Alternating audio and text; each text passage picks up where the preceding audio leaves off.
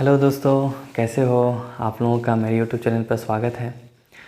हमने exercise 2.1 start की थी इन्वर्स ट्रिगोनोमेट्री के अंदर, और एक्सरसाइज 2.1 में 1 से लेकर के 7 क्वेश्चन तक हमने देख लिया था, कैसे बनाए थे, किस प्रकार से उसका माइनस जो है हट जाता है, या कौन कौन से में आपको पाई से घटाना है, कौन कौन से फलन के अंदर, कौन कौन से फलन के अंदर पाई से नहीं घटाना। तो एक बार फटाफट मैं रिवीजन करवा देता हूँ। जैसे कि हमने पढ़ा था कि अगर इन्वर्स फलन का आपको क्वेश्चंस बनाने हैं 2.1 के, तो आपको इन्वर्स फलन के मुख्य शाखा आपको पता होना चाहिए, है ना। जितने भी फलन हैं आपके सब के सब के मुख्य शाखा होते हैं, उनके बारे में आपको पता होना चाहिए। दूसरा, कुछ 3 फॉर्मूले थे आपके बेसिक। एक तो साइन माइनस थीटा अगर होता है तो उसका माइनस जो है बाहर निकल जाता है। इसी प्रकार साइन के अंदर, कोसेक के अंदर और टेन के अंदर अगर एंगल माइनस होता है तो माइनस बाहर निकल सकता है। माइनस अगर बाहर है तो डायरेक्ट अंदर भी जा सकता है। इसी प्रकार कोस के अंदर अगर एंगल माइनस है, या कोट के अंदर, या फिर इसके सेक के अंदर, तो माइनस अपने आप हट जाता है। ठीक है। इन्वर्स फलन के अंदर क्या होता है कि अगर साइन इन्वर्स के अंदर एंगल प्लस हो या माइनस हो, आपको पाई से नहीं घटाना है ना, डायरेक्ट आंसर आ जाता है। लेकिन कोस, सेक और कोट के अंदर अगर एंगल प्लस में है तब तो कोई दिक्कत ही नहीं है फलन का मान निकालने में, मुख्य मान निकालने के अंदर। अगर माइनस में होता है तो उसका मान निकालने के लिए हमें क्या करना होता है, पाई से घटा करके लिखना होता है। जैसे हमने 1 से लेकर के 7 तक क्वेश्चन बनाए। आज हम लोगों का क्वेश्चन 8 से प्रैक्टिस करेंगे और जो 2.1 है उसको कंप्लीट करेंगे आज लोग। चलते हैं हम लोग क्वेश्चन बनाने के लिए। तो क्वेश्चन नंबर 8 है, आपको क्या बोला है क्वेश्चन नंबर 8, कोट इनवर्स √3 का मुख्य मान निकालने के लिए। क्वेश्चन नंबर 8, कोट इनवर्स √3 का मुख्य मान ज्ञात करें।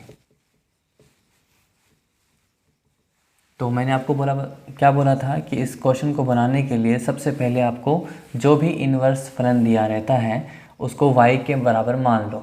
माना y बराबर कोट इन्वर्स √3। अब देखो कोट इसमें प्लस में है, एंगल है ना, तो कोई दिक्कत ही नहीं, सेम आंसर आएगा। ठीक है। पहले इन्वर्स फलन को इधर भेज दो, तो ये हो जाएगा कोट y बराबर में √3। अब देखो ये अगर कोट है इधर, तो कोट के अंदर ये कौन सा मान होता है, कौन से एंगल पर ये मान √3 होता है। तो कोट, तो आपको अगर याद है tan 30 का मान होता है आपका 1/√3। तो tan जो है इसका उल्टा होता है कोट, तो कोट 30 का मान क्या होगा √3। तो यानी कोट y बराबर, कोट 30 को हम लिख सकते हैं रेडियन के अंदर कोट π/6।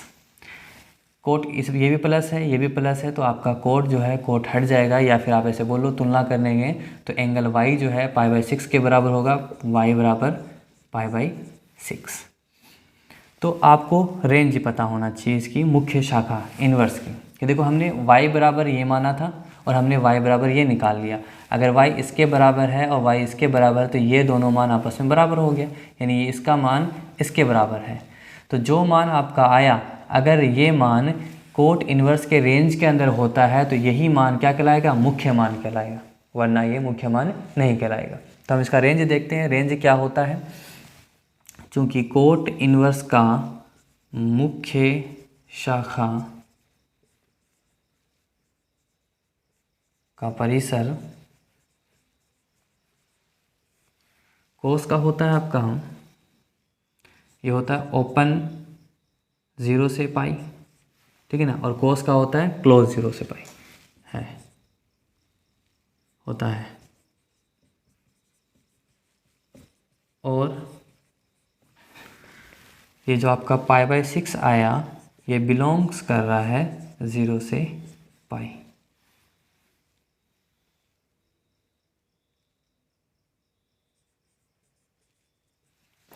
इसलिए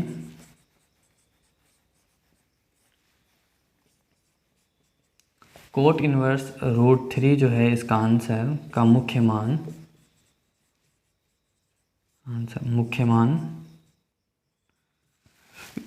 π/6 होगा, यह होता है, यह है, ठीक है ना। यानी कोट इनवर्स √3 का मुख्य मान क्या होगा, तो हमने y के बराबर माना, इन्वर्स फलन को इधर भेजा और जो √3 आया ये मान इसी फलन के अंदर आपका कौन से मान पे देता है, इस मान पे, तो कोट से कोट हट गया, y बराबर ये आया। तो ये जो मान आया ये इसका मान होता है। अब ये मान इसका मुख्य मान होगा कि नहीं होगा, तो हम इसका मुख्य परिसर देखते हैं, शाखा देखते हैं।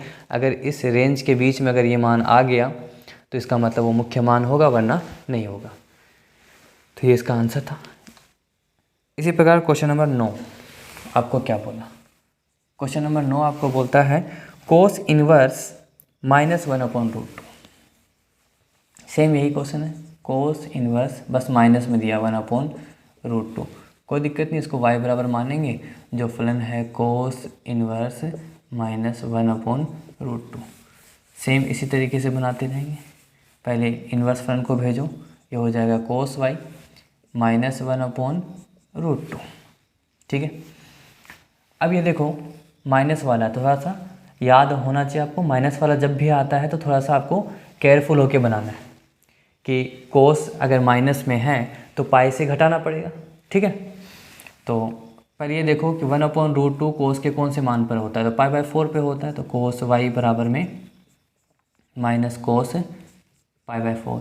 ये माइनस को अगर हटाना है तो पाई से घटाना पड़ेगा, यानी कोस y बराबर हो जाएगा कोस पाई माइनस π/4। 4π इसको सोल्व करेंगे तो 4π माइनस पाई यानी 3π/4, यानी हो जाएगा ये कोस y बराबर में कोस 3π/4, ठीक है। अगर इसको सोल्व करें तो क्या होगा, कोस से कोस हटेगा, यानी y बराबर आ जाएगा 3π/4 तुलना करने के बाद में। चूँकि अगर ये मान आपका रेंज में आता है तो देखो 3π/4 π/4 कितना 45, 45 को 3 से गुना करो और कोस का रेंज देखो 0 से 180 के बीच में। इसको अगर सोल्व करोगे तो 0 से 180 के बीच में ही आएगा, वरना इसको डिग्री में बदल के देखना। 45 को 3 से गुना कर लो, 135 डिग्री, 135 180 के बीच में आता है, 0 से पाई इसका रेंज होता है, इसके बीच में आ रहा है, यानी ये इसकी मुख्य मान हो जाएगा। ये जो मान है वो मुख्य मान में बदल जाएगा, क्योंकि मुख्य मान की परिभाषा होती है किसी भी त्रिकोणमितीय फलन का वह मान जो उसके शाखा के अंदर आए, उसके रेंज के अंदर आए, वो मुख्य मान कहलाता है, ठीक है ना। तो कोस इनवर्स का मुख्य शाखा का परिसर 0 से पाई होता है और 3π/4 बिलोंग्स करता है 0 से पाई।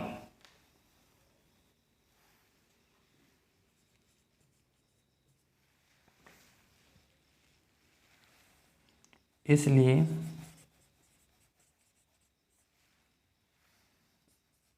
कोस इनवर्स -1/√2 का मुख्य मान 3π/4 है, ठीक। इस प्रकार से क्वेश्चन बनेगा। सेम ऐसे ही क्वेश्चन नंबर 10 अगर आपको क्या बोल रहा है, क्वेश्चन नंबर 10 बोल रहा है आपको कोसेक इनवर्स -1/√2 का मुख्य मान निकालो। तो सबसे पहले इसको मान लेंगे, y बराबर क्या, कोसेक इनवर्स -√2। इस तरह आएगा तो ये क्या बन जाएगा, कोसेक y, फलन बन जाएगा ये कोसेक y माइनस का √2। तो साइन 45 का मान होता है 1/√2, साइन का उल्टा होता है कोसेक। तो साइन 45 का मान 1/√2, तो कोसेक 45 का मान √2, यानी कि ये कोसेक 45 का मान है, यानी कोसेक y बराबर -45 को हम लिख सकते हैं π/4। और मैंने आपको बताया था साइन, कोसेक और टेन के अंदर आपका अगर एंगल बाहर होता है तो अंदर जा सकता है डायरेक्ट, और अंदर है तो बाहर आ सकता है। तो ये माइनस को अगर आपको हटाना है तो पाई से नहीं घटाएंगे, इसको डायरेक्ट भेज दो, यानी कि कोसेक वाई बराबर हो जाएगा क्या, cosec minus pi by 4। Cosec से कोसेक हटेगा नहीं, वाई बराबर माइनस का पाई बाई 4। तो ये इसका रेंज देखो, कोसेक इन्वर्स का रेंज क्या होता है, तो साइन का रेंज होता है -π/2 से π/2 बड़ी ब्रैकेट, है ना। और कोसेक का होता है सेम यही, लेकिन माइनस घटा देते हैं, नहीं π/2 इसका आंसर नहीं होता। तो π/2 थोड़ी ना आ रहा है, ये माइनस का π/4 आ रहा है, माइनस का 45 इसके रेंज में है। यानी हम लोग बोलेंगे चूँकि कोसेक इन्वर्स का मुख्य शाखा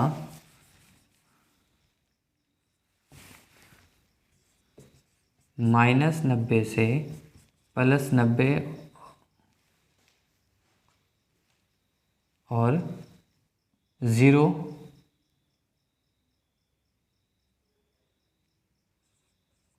इसमें शामिल नहीं होगा, ये होता है। और जो आपका आंसर आया माइनस का π/4, ये बिलोंग्स कर रहा है इसके रेंज के अंदर, -π/2 से +π/2 और 0 इसमें शामिल नहीं है। इसीलिए आपका आंसर हो जाएगा कोसेक इन्वर्स -√2 का मुख्य मान आपका हो जाएगा माइनस का π/4। यह आपका क्वेश्चन बनता है, ठीक है। इस प्रकार से आपको क्वेश्चन बनाने थे, मुख्य मान निकालने वाले। उम्मीद करता हूँ कि आप लोग अब ऐसा कभी भी एग्ज़ाम में अगर क्वेश्चन आता है तो आप इस प्रकार से हैंडल कर सकते हो उसको, ठीक है ना। सारे क्वेश्चन इसी प्रकार से बनेंगे, ठीक। अब क्वेश्चन नंबर 11 और 12 आपको मुख्य मान निकालने के लिए नहीं बोल रहा, आपको बोल रहा है कि इसका मान ज्ञात करें। तो जब मान ज्ञात करना होता है ना, तो आपको डायरेक्ट आपको लिख देना है, ठीक है ना, डायरेक्ट आपको वैल्यू पुट कर देनी है, ठीक है ना। किस प्रकार से देखते हैं। तो अब आपको मान निकालने के लिए आपको 2 फॉर्मूले और याद करने पड़ेंगे, कुछ इन्वर्स वाले, ठीक है ना। और इसके बाद जो आपको मैं क्लास अपलोड करूँगा वीडियो, तो फॉर्मूले का पूरा एक वीडियो रहेगा, ठीक है ना। इस चैप्टर के अंदर जितने भी फॉर्मूले यूज़ होंगे या आगे फॉर्मूले यूज़ होने वाले होंगे, सारा का फॉर्मूला का एक क्लास अपलोड कर दूंगा, ताकि आप एक साथ सारे फॉर्मूले को याद करके और उसको क्वेश्चन में अप्लाई कर सकते हो, ठीक है। तो मैंने आपको बताया था कि साइन इन्वर्स अगर माइनस में थीटा होता है, कोसेक इन्वर्स माइनस में थीटा होता है, या टेन इन्वर्स माइनस में थीटा होता है, ये इन्वर्स फलन में हो या सिंपल फलन के अंदर हो, माइनस बाहर अपने आप निकल जाता है, ठीक है ना। इन्वर्स फलन हो या सिर्फ फलन हो, तो इसका एंगल में अगर माइनस है तो बाहर निकल जाएगा, बाहर है तो माइनस जा सकता है। इसी प्रकार ये कोसेक इन्वर्स माइनस थीटा, और इसी प्रकार से टेन इन्वर्स माइनस थीटा। लेकिन cos inverse minus theta, sec inverse minus theta, cot inverse minus theta अगर होता है ये 3 फलन, तो आपको याद रखना है इसको, इस माइनस को अगर हटाना है ना बाहर, तो पाई में से कोस इन्वर्स थीटा लिखना पड़ेगा। प्लस में अगर लिखना है तो इसको अगर हटाना है तो pi minus sec inverse theta लिखना पड़ेगा। इसको अगर हटाना है तो pi minus cot inverse theta. ये आपको 6 फॉर्मूले आपको याद रखना है, ठीक है ना। मान ज्ञात करने वाले क्वेश्चन में आपको बहुत ही हेल्प करेंगे ये मान, ठीक है ना। तो ध्यान से देख लेना, इन तीनों के अंदर माइनस अगर होता है तो बाहर निकल जाता है, सिंपल फलन है तो भी आपका यही रूल अप्लाई होगा। लेकिन इसके अंदर कोस सेक और कोट इन्वर्स के अंदर अगर माइनस एंगल होता है तो पाई में से घटा करके लिखा जाता है, ठीक है ना। कैसे क्वेश्चन बनाएंगे देखते हैं। क्वेश्चन नंबर 11 आपको बोला है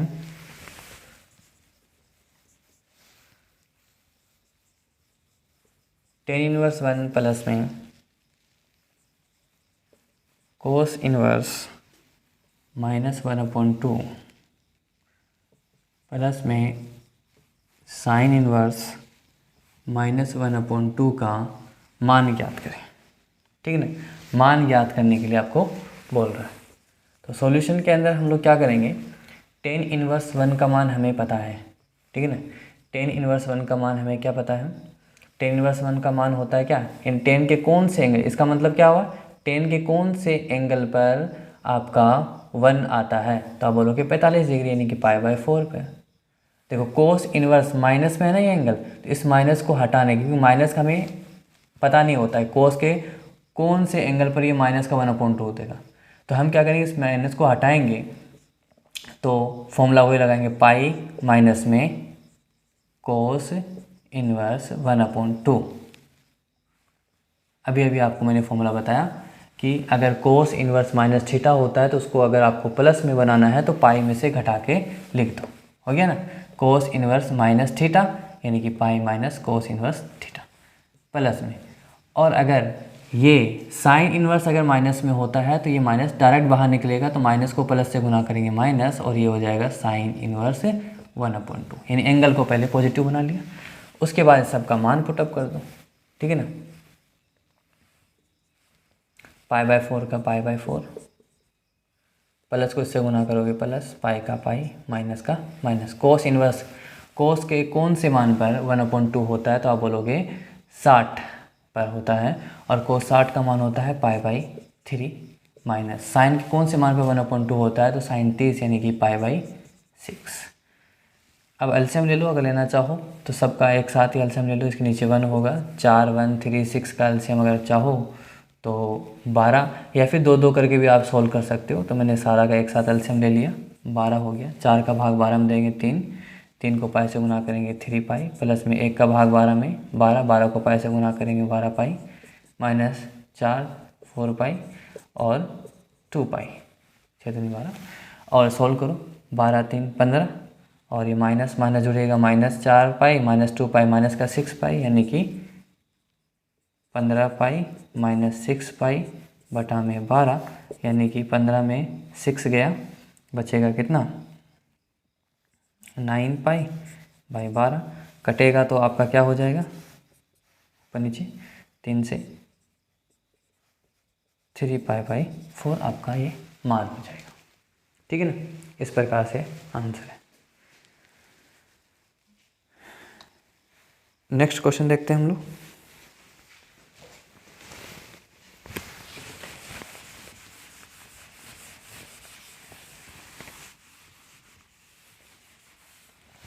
क्वेश्चन नंबर 12, क्वेश्चन नंबर 12 आपको बोला है,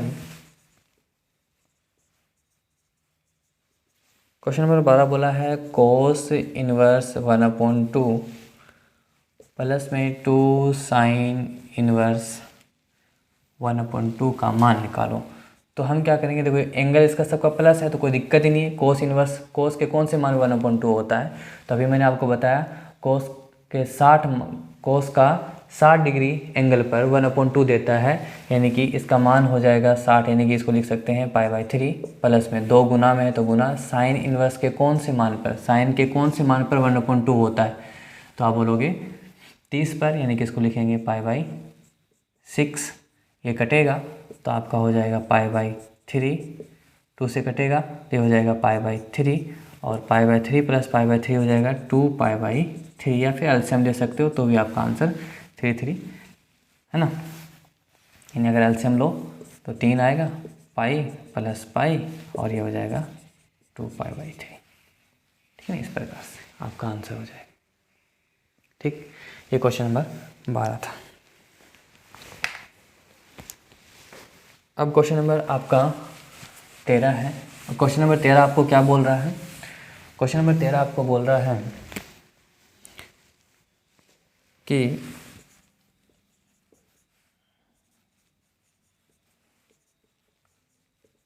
साइन इनवर्स x बराबर y है।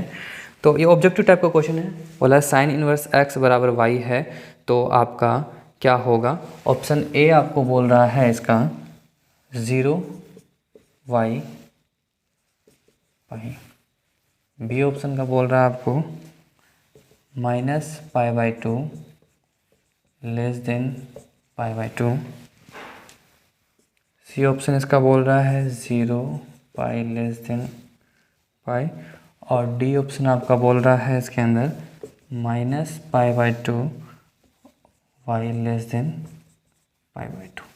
तो देखो साइन इनवर्स का मान क्या होता है, यानी कि साइन इनवर्स x। तो साइन इनवर्स का ये क्वेश्चन ये बोल रहा है कि साइन इनवर्स x का आपका मुख्य शाखा क्या होती है। तो मुख्य शाखा क्या होती है, -π/2 और π/2, यही तो होता है।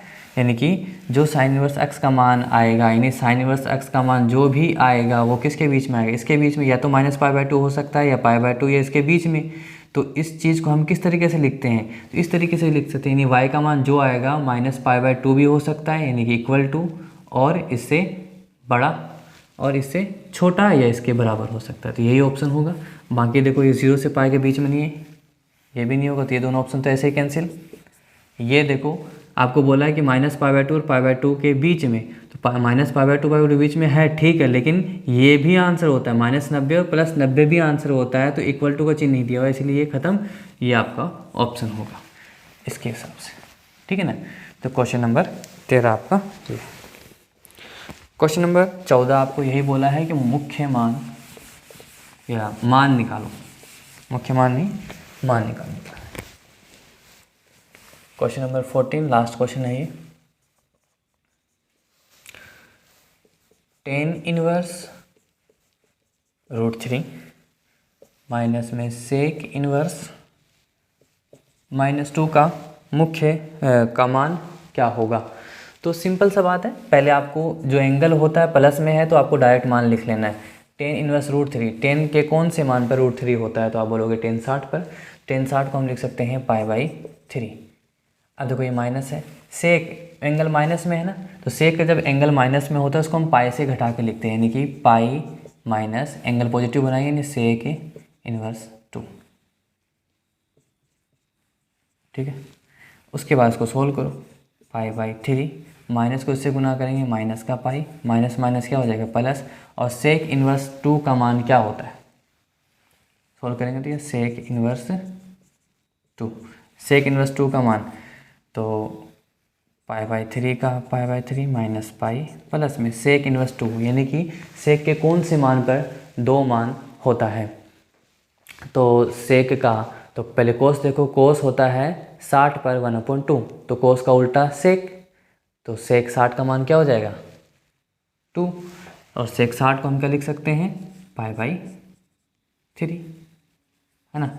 एलसीएम ले लो आप, इसके नीचे 1, तो एलसीएम हो जाएगा 3, 3 का भाग 3 में दोगे 1, 1 को पाई से गुना करोगे पाई, माइनस 1 को तो 3 पाई, प्लस में 3 का भाग 3 में 1, 1 को पाई से गुना करोगे पाई, पाई प्लस पाई 2 पाई, माइनस में 3 पाई /3। बस यहाँ पे कैलकुलेशन है, जिस तरीके से आपको कैलकुलेशन आती है आप कैलकुलेशन कर सकते हो। 2 पाई में से 3 पाई गया माइनस का π/3, ये आपका आंसर हो जाएगा। ऑप्शन जो भी है आपका ऑप्शन मान लेना है, ठीक। जैसे ऑप्शन बी इसमें दिखाई दे रहा है तो ऑप्शन बी हो जाएगा -π/3, ठीक है ना। यहाँ पर आपका ये एक्सरसाइज यानी कि 2.1 जो है प्रश्नावली आपकी ख़त्म होती है। आगे इसके बाद में जो भी एक्सरसाइज स्टार्ट करेंगे हम लोग, उसमें सिर्फ फॉर्मूला यूज़ होगा, और फॉर्मूले को जब तक आप जानोगे नहीं और आपको याद नहीं होगा तो 2.2 क्वेश्चन नहीं बनेगा, है ना। उसमें फीलिंग नहीं आ पाएगी क्वेश्चन किस प्रकार से बनाया जाता है। अब कौन कौन से फॉर्मूले, तो फॉर्मूले जो होंगे आपके 11th में जो ट्रिगोमेट्री यूज़ होती है, उस ट्रिगोमेट्री के आपको फॉर्मूले याद करने पड़ेंगे। अब फॉर्मूले को मैं नेक्स्ट वीडियो के अंदर सारा फॉर्मूला मैं लिखवा दूंगा, जो भी पूरे इस 12th क्लास के अंदर जो भी ट्रिगोमेट्री के फॉर्मूले यूज़ होते हैं वो सारे फॉर्मूले मैं कोशिश करूंगा उस वीडियो के अंदर बता दूं, है ना। तो बहुत ही इम्पोर्टेंट वो वीडियो होगा आप लोगों के लिए, और उससे लगभग क्वेश्चन आपका बनेगा, जैसे हाफ एंगल वाला फॉर्मूला कैसे बनता है ना, और इन्वर्स का जो फॉर्मूला होगा तो वो तो लिखाऊंगा, साथ में ट्रिगोमेट्री का फॉर्मूला जो भी होगा वो भी लिखा दूंगा, ठीक है। आज के लिए इतना ही, थैंक यू।